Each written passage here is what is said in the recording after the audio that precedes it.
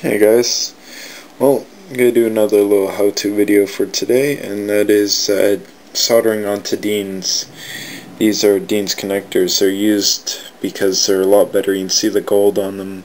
They give a better connection and thus transfer the power from the battery to the motor and to the controls a lot better. They're usually used in RC, but airsofters and battery users alike like them because they're a lot better. This is what I currently have on. They're mini connectors. The battery also has the other version of mini. I do also have the other version of mini, the normal size, which most RC trucks use, RC cars and stuff. See, it's bigger in comparison. Anyways, I'm going to be switching over to Deans on the gun and the battery. And since my charger is already equipped with a Deans adapter, I just built this adapter on it so I could charge my brother's mini batteries. So first I'll show you the tools. I have my gas soldering iron. I have flux core solder. You don't need flux core, but I used it because I didn't use flux before I started. Before I really started using it, I got a pen that's flux pen. As you can see, it's rosin flux. Got my Deans adapter, wire cutters, and I'm going to cut the end off and actually save this as an adapter. The only other thing I need to change is where the fuse is. I'm going to bring it more towards the front here. I'm going to probably zip tie it onto the barrel somewhere. That should be it for now. I'm going to do step by step on how to do it. The next step is going to be after cutting this off and after my soldering iron has heated up. I just need to light it once I start the gas. Next step, soldering. My soldering gun is nice and hot, as you can see. Sorry about the close-up, it won't see it too well. Got solder, I got my heat gun. So one thing I did want to mention, if you're looking at the connector, you see if it's laying flat between my fingers, there's one that stands straight vertical and one that's horizontal. The vertical one is positive, the horizontal is the negative one. It actually shows on it, I can't show you on camera what it shows, but it says a plus and a minus. This side is meant for the battery. As you can see, it's the female side. It's meant for the battery because you can't really connect these two connections, while on the other one there's two stabs that stick out, like on that side. So the first thing we have to do is tin the wire.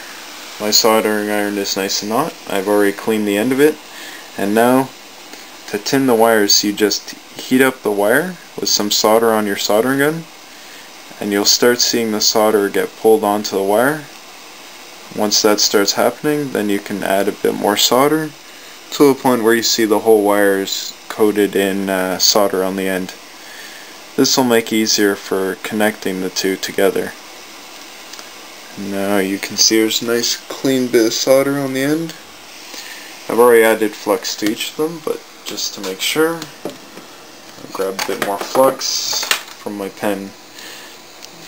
This pen has come in handy so far, and it seems to work really well actually. But one warning, the fumes that come off when you're heating up this stuff are toxic, so be really careful while you're doing this. Do it in a well ventilated area. So now I'm going to heat up the wire, add a bit more solder, and voila. And now time for the connection. This connection takes a little bit longer to heat up since it is a bigger piece of metal, but you can see I formed a nice little puddle of solder on it, and that's it. Now the next step that we'll be doing is connecting the two together. Okay guys, we're on to the next step of the soldering of Deans. Next step is connecting the wire and the Deans connector. This step is quite easy if everything's been done cleanly, and this step should do quite well. So you're heating up the bottom of the connector until you see the solder flow. You'll see it go from a shiny state to a quite dull state. A dull state to a shiny state when you know it's actually melted. Now you can see it shines over. Like, stick the wire on, you'll see the solder on the wire do the same thing. And then I'll remove the heat and hold the wire there until it solidifies. Now you should look and see that the solder is flowed evenly onto the wire. Make sure the wire does not get too hot. If it gets too hot, your shrink wrap, which is at one end of your wire, will shrink onto the wire itself. I can feel it's getting hot around my fingers, so now it's done. So the connection is clean. You can't really see the wire on the solder. The solder has made a nice bead on top, and it looks really strong. So next step is next step will be the shrink wrap. Just be careful that it isn't too hot. I'm just going to use one of the heat ports on the side of my gun instead of switching over to the infrared tip.